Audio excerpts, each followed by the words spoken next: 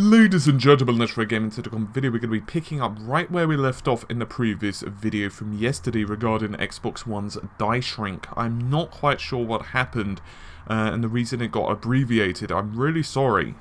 It wasn't my intention to cut it off midpoint, as you could probably have guessed.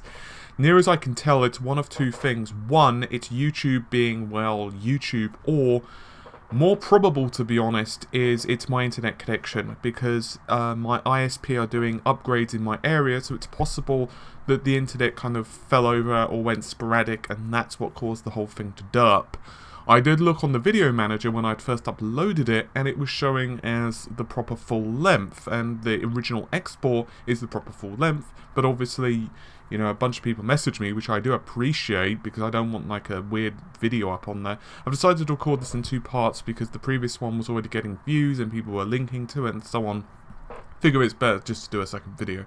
And obviously I can link in the description and blah blah blah to the other one. Anyway, I digress. I'm going to re-record this video, or the second part of that video, because I was actually near the end of the other one, and I actually thought of some other points in regards to the Xbox One. Wanted to bring a little bit of the PlayStation 4 into this as well, not as comparison, just because I want to talk about possible die shrinks on the PS4, and also I just wanted to kind of clean up what I'd said on the other one and just make it look a bit shinier. So anyway, I spoke almost for 2 minutes now, so I think it's probably a good idea to get into the video itself.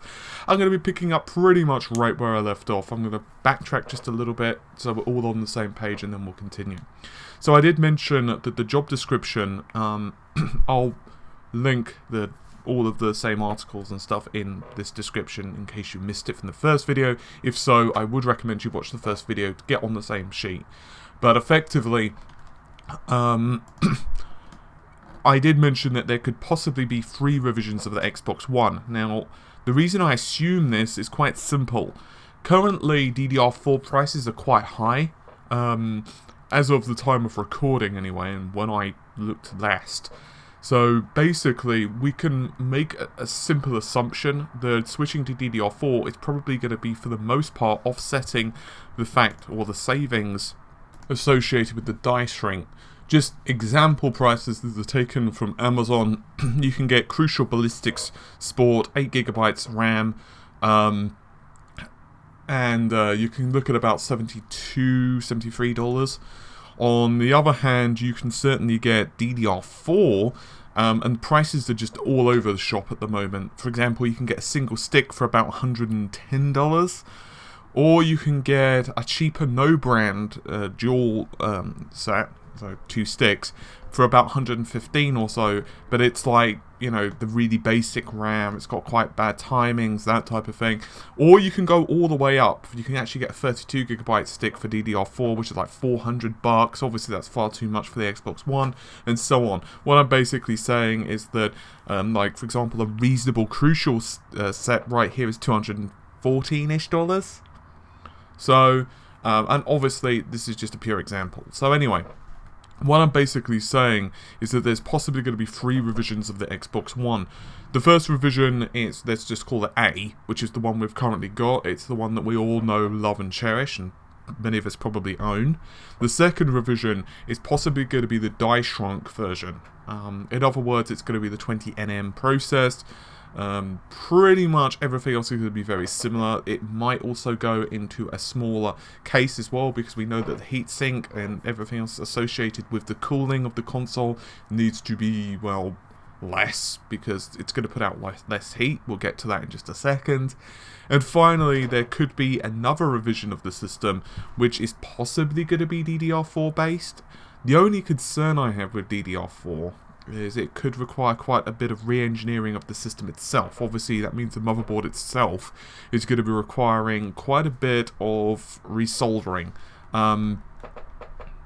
Just as a little background on this as well, the actual Kavari APU, and basically the APUs in general that are kind of in the same series, was theorized to actually be able to support DDR4. There is, of course, versions which support GDDR5, which is in the PS4, but I digress. Now, the good news is, from Microsoft's perspective, they are not really tackling major issues concerning heat. Now, despite the die size of the APU for the Xbox One being slightly larger, because, well, the ES RAM, as we've already discussed a few times before, the bottom line is, in the most simplest way of putting this, the system for the most part runs fairly cool. At least mine does. I've got mine set on a desk right next to the PlayStation 4, and it just might be my environment, it might be my consoles, it could just be because my PlayStation 4 hates me, or maybe, I don't know, whatever reason. But my system, and I'm judging this purely by the air that's coming out of the back of the console, my Xbox One puts out slightly less heat than my PS4. Then again, I will say that a friend's Xbox One, before I got mine, he brought his round for recording, and he's actually got hotter than my PlayStation 4, so I'm guessing there is a little bit of wiggle room there. I don't know. Regardless, anyway, it doesn't matter. The fact of the matter is, in terms of pure failure rate, neither system is exactly dying that often, particularly from heat. I've not really seen that many reports of the PS4. I'm sure there are a couple, but not that many, and the Xbox One's pretty much the same thing. Now, this is completely contrary to the 360 era, when, of course, there were Red Ring of Death issues, and even the PlayStation 3, to be honest, has problems as well, with the yellow light of death. It wasn't exactly synonymous with the system, but it was pretty bad. Not as bad as the 360, but it was pretty bad at one point.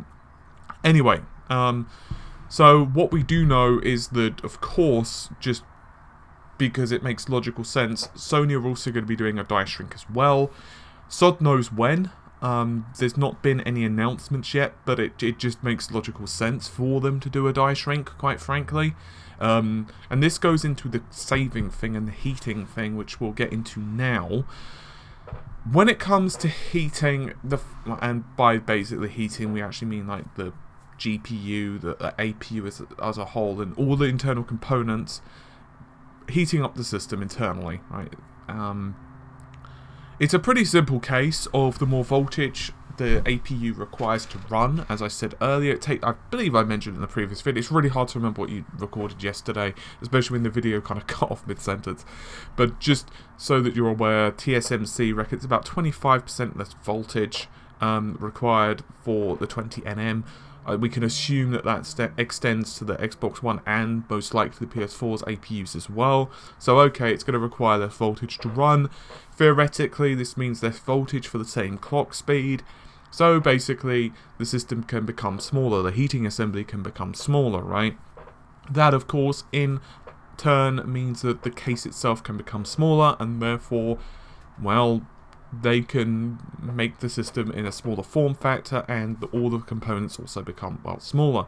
It also means that you need less vigorous, like, power regulators and, well, power distribution systems as a whole, and you could start doing things like possibly even integrating the PSU into the system, which of course wouldn't be bad. I wouldn't particularly mind it. I don't necessarily particularly care when it comes to the Xbox One's PSU. I know some people mind it, and I think the PS4 kind of works out better.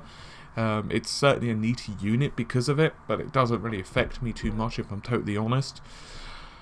So what we're most likely going to see here, and this is pure theory, is that Xbox One revision is going to be shrunk. They're probably going to try and build more components internally. I didn't mention this yesterday, and this is another reason I'm re-recording this video rather than just using yesterday's audio, because a viewer, I won't mention his name because, well, I don't like mentioning people's names unless they give me permission. It seems a bit like, yeah, I'm kind of invading your privacy without concern there. But anyway, it was public on Facebook, and he did mention that, you know, one good thing is that Xbox One hard drive could possibly be changed over. In other words, they could maybe make it user modifiable, so you can put in your own hard drive effectively.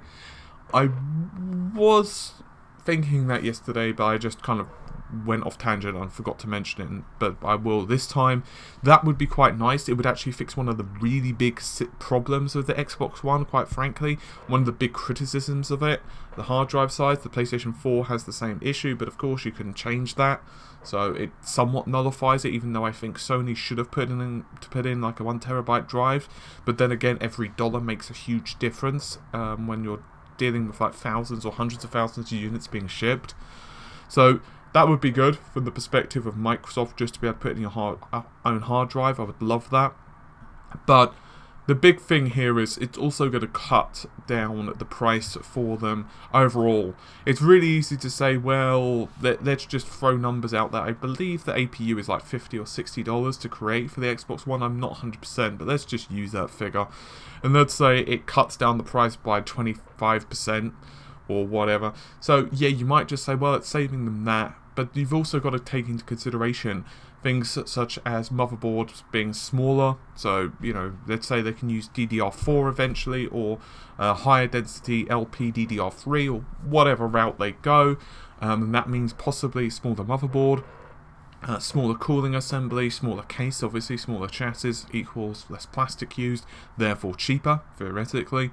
And so on and so on and so on, and you start to cut costs of the system. But that in turn also extends to things such as shipping, because let's just say that you can get 100 systems in like a truck with the current box sizes how they are, and let's say they manage to make those box sizes like 25% smaller or whatever. Well, there you go. That can be quite considerable over the long run. You know, you might be able to put a lot more in planes, and the weight goes down, and means shipping costs are a lot smaller. Also, it's great for, you know, the distribution centers as well, their warehouses, and so on and so on and so on. So there are many benefits, of course, of a smaller form factor in this regard. While I have tackled this naturally throughout, you know, the last couple of videos I've produced, I might as well just kind of finish the video with this. Obviously, the Xbox One is lagging hardware-wise behind the PS4. It's not going to change, really. They're not going to revise the system with a more powerful GPU.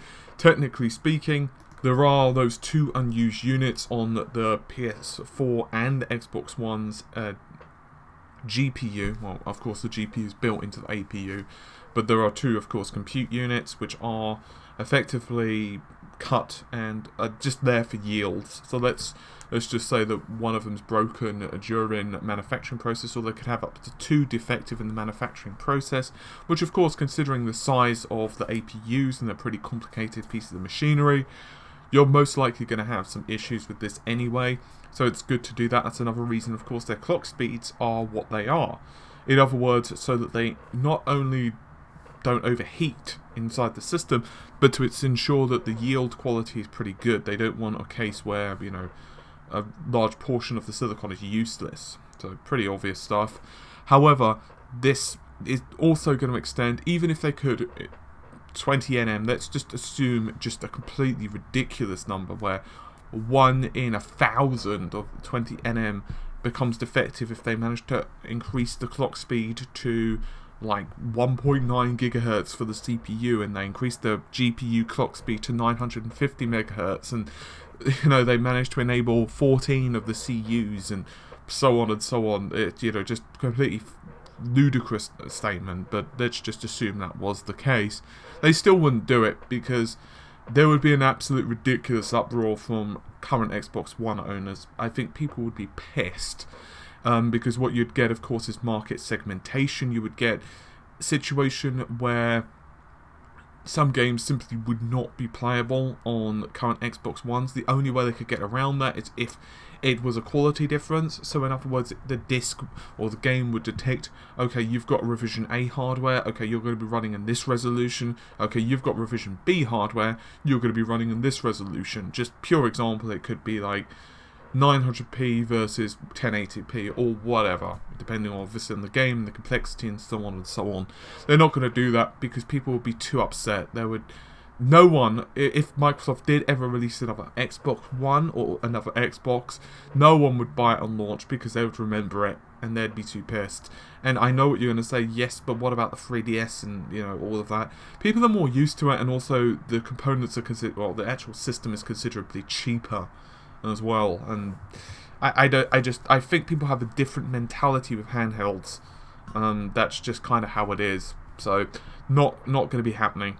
And now I think I've covered just about everything in this video. As I said, some of it has possibly gone over a point or two that I've made in the previous video, but I just wanted to clarify everything and make sure that everyone was on the same page as me. I've got to say though, most of this, I mean, the fact that they are producing another slimline, I would have been more surprised if we had not started to hear news of, you know, them going to do that. And I know one of the questions that many people, I don't remember if I covered this in the previous video up to that point where it cut off. I don't think I did. I think I closed out with it. So it makes logical sense for me to do the same thing here. Bottom line, it's most likely that we're not going to be seeing this anytime soon. As I said, the refinement processes of 20nm is still pretty expensive, and therefore it's probable they're going to wait for some time. The bottom line, if you're considering buying either an Xbox One or a PlayStation 4, but let's stick to the Xbox One since, you know, it's not confirmed, but it's very heavily hinted we're going to be getting a revision. And you're thinking, well, I want to buy myself or my loved one or my, you know, worst enemy as a peace offering, an Xbox One. Should I do it or should I wait? The bottom line, I'd probably wait. I probably wouldn't wait. It just doesn't benefit you. Even if they manage to reduce the cost and stuff, you could theoretically be waiting another 12 months. We've not been seeing any rumours of it at the moment in the stores. There's no, you know, accidental advertising of it. There is no indication that they've started to actually manufacture it. They've designed it, but design is not the same as it going into production yet. And I would probably say that we're not going to be seeing it until at least March next year. But, of course, I could be completely and utterly wrong. That's not anything other than a complete speculation based on the fact that, as I said, AMD's R9 stuff is coming out then, and so on. I wouldn't be surprised if we saw this at Christmas, quite frankly, next Christmas. So, you know, a year from now, we'll probably start seeing it advertised. It would go really well. It would also mean that it would start getting people excited again. People own a current Xbox One. You can get some resale value there because, well, I know quite a few people, to be totally honest, who bought an Xbox 360 Slim or bought a PlayStation 3 Slim, who already owned an Xbox One, or sorry, Xbox 360 or a PlayStation 3, and no, they didn't swap a 360 for a PS3 or vice versa. They just bought the system. I know a couple of people who did that, and you're going to say, well, why the hell did they do that? Well, their logic is quite simple. It came with either a larger hard drive, or they figured it was going to be more reliable. You know, you've got a console for a couple of years. You know, companies, stores were doing fairly decent trade-ins at the time for the Xbox 360 or the PS3 for its, you know, younger brother, if you will. Plus, you've got other things such as newer controller. You basically get like a new controller if yours is getting a bit janky, let's say that. You've got, of course, newer mechanical mechanisms. It's smaller as well, which is a benefit if you're struggling for space. In other words, you're also appealing possibly to some potential old customers, which is good. So if they're happy with the Xbox One experience, they see the slimline, it's if they see, oh, you know what, this thing actually, you know, can be upgraded with the hard drive. It's a bit faster, it's a bit leaner. The PSU may be integrated, not saying it will be, but it could be. You know, it just feels lighter. It fixes some of the problems with the old system.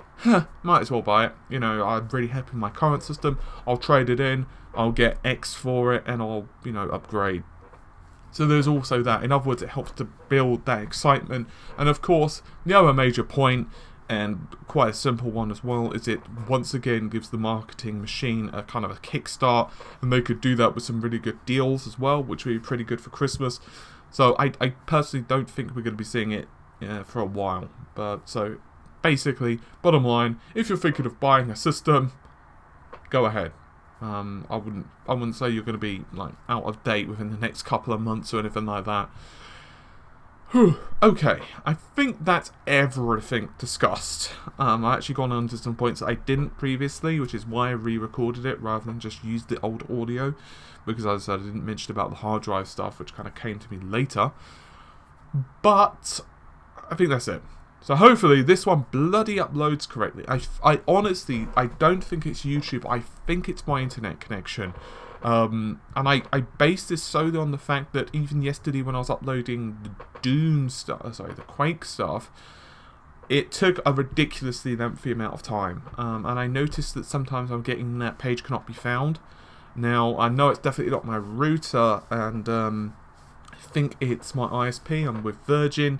I think they're upgrading my connection. So I think I'm going to have to be a bit more diligent with videos over the next while. So if something doesn't upload, please do let me know on Facebook, and I'm going to try my best to check it at the end. Obviously, if I'm uploading it late my time, or if I'm having to like rush out, that's not always possible. But for the most part, I'm going to try to be a bit more diligent, and I'll also warn Amata because she lives in the same town as me, and her internet connection is also using Virgin as well. So hopefully things are okay, is basically what I'm saying. Anyway, hopefully you've enjoyed the video. There's a lot of hopefulness in this video, as you can probably tell. But hopefully you have enjoyed it, and I will see you soon. Apologies once again for the complete screw up. Take care, and bye for now.